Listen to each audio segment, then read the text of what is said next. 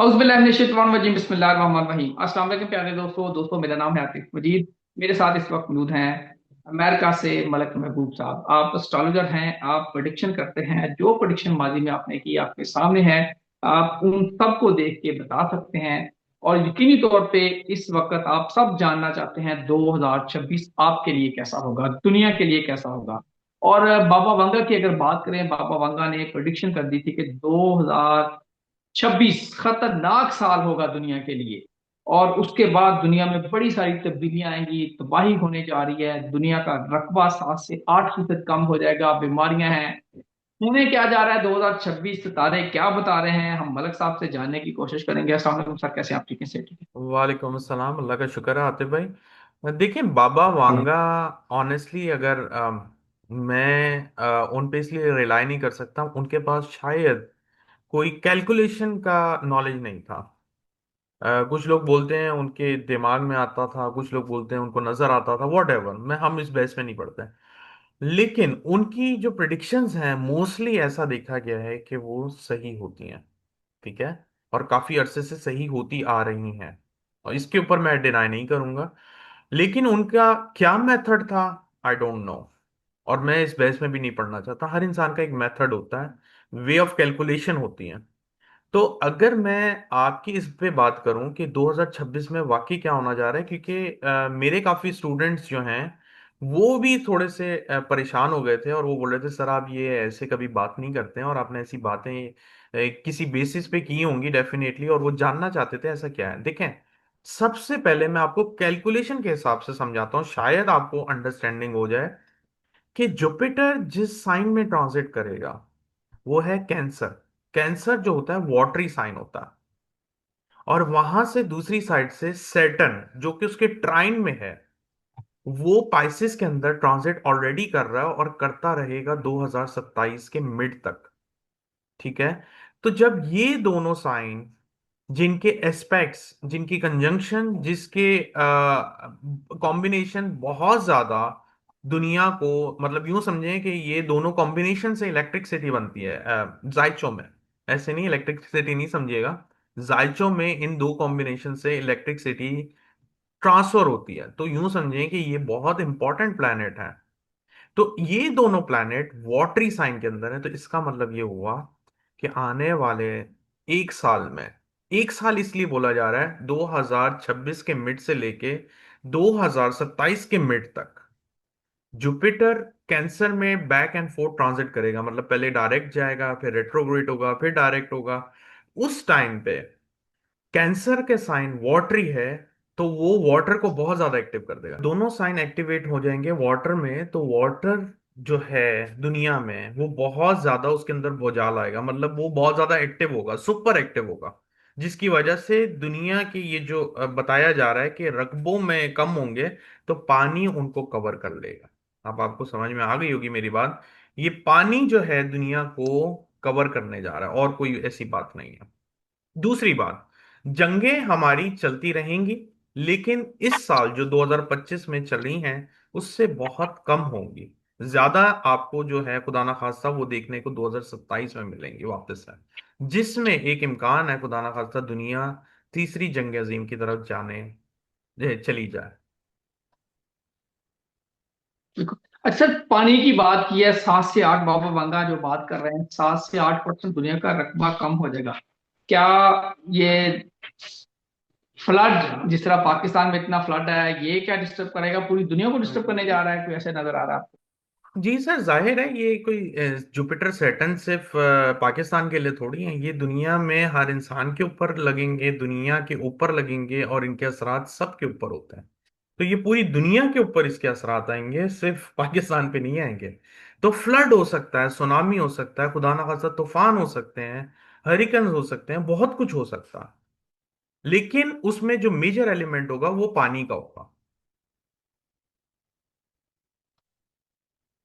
Sir, अगर मैं बात करूं जंगों की, थर्ड वर्ल्ड वार आपने कहा है, क्या अमेरिका इसमें एंगेज हो सकता है, पाकिस्तान या इंडिया, कौन होगा, क्या लग रहा है आपको? जायचा। अच्छा, अगर आप ये बोलें तो जितने भी बड़े ममालिक 2025 में जंगों में इन्वॉल्व हुए हैं, ये सब स्टैंड बाय पे खड़े हैं। आपने नोटिस किया होगा कि काफी बड़े बड़े ममालिक, इनके बीच में जंगें रुकी हैं, खत्म नहीं हुई हैं, ये सब स्टैंड बाय पे हैं। यही मैं आपको अर्ज कर रहा हूं कि आने वाले दिनों में ये ममालिक, इनके साथ मजीद और ममालिक जो हैं जंगों में शामिल हो जाएंगे।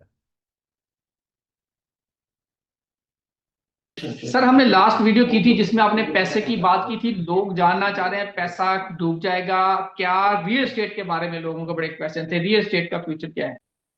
देखें, रियल एस्टेट, चाहे स्टॉक मार्केट हो, रियल एस्टेट हो, गोल्ड सिल्वर, इनमें जो है वॉलेटिलिटी आती है, और ये मार्केटें अनप्रिडिक्टेबल हो जाती हैं। अनप्रिडिक्टेबल का मतलब ये है कि जब फाइनेंशियल क्रंच आता है या खुदा ना खास्ता रिसेशन आता है, वैसे रिसेशन आया हुआ है, वो अलग बात है, लोग इसको, मतलब इसको जैसे बोलते हैं, टर्म दे देते हैं और बोलते हैं कि अब रिसेशन फाइनली आ गया है।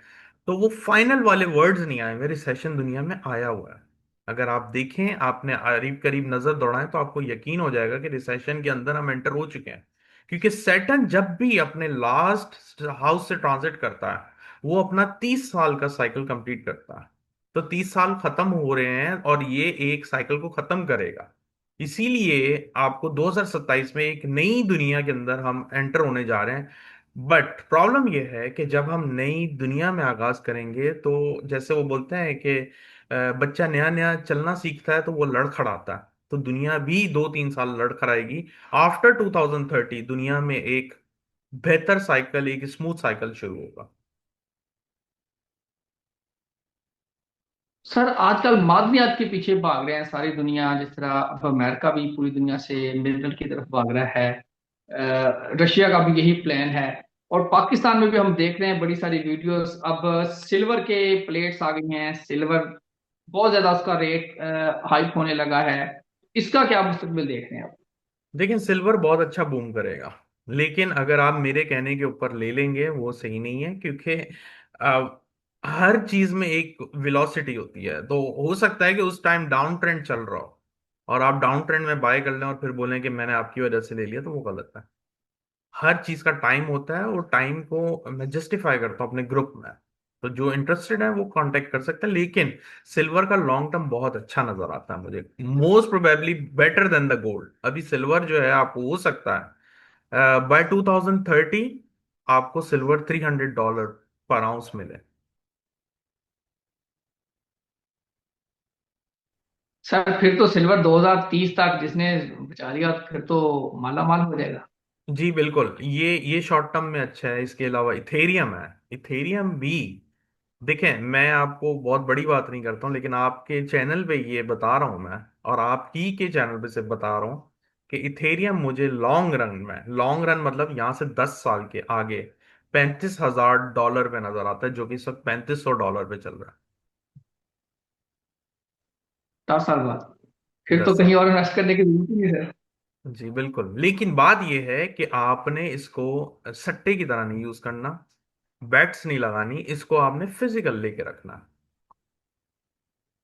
लेके अपने पास संभाल लें, 10 साल वेट करें। बिल्कुल ये बिल्कुल। इंश्योरेंस आपको समझ ये इंश्योरेंस है, ये आपकी 35 यूं समझे, लाइफ लाइफ टाइम इंश्योरेंस है। $35,000, $3500 से $35,000 तो लाइफ चेंज हो जाती है सर।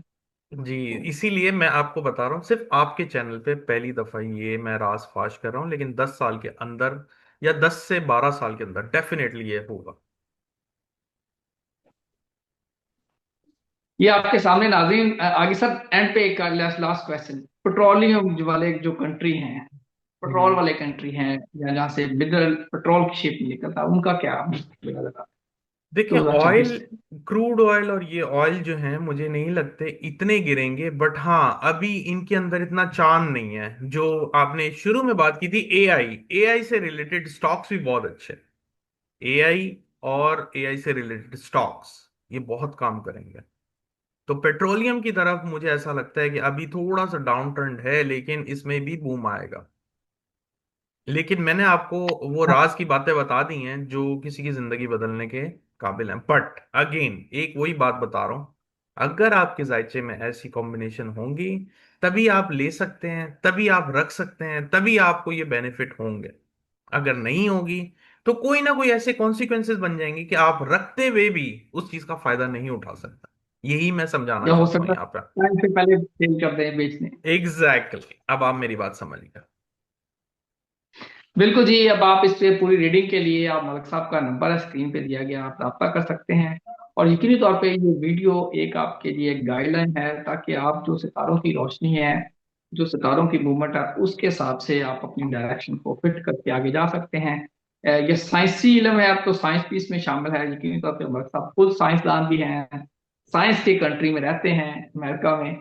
और साइंसदान से मुराद आप साइंस, साइंस वाले, जहाँ जी हर चीज को सोच विचार से किया जाता है जी अमेरिका जी में। जी जी। तो, तो यकीनी तौर पे इस कॉन्टेक्स्ट में मैंने बात की है। बाकी अल्लाह करे आप सबके लिए 2026 आइडिया था।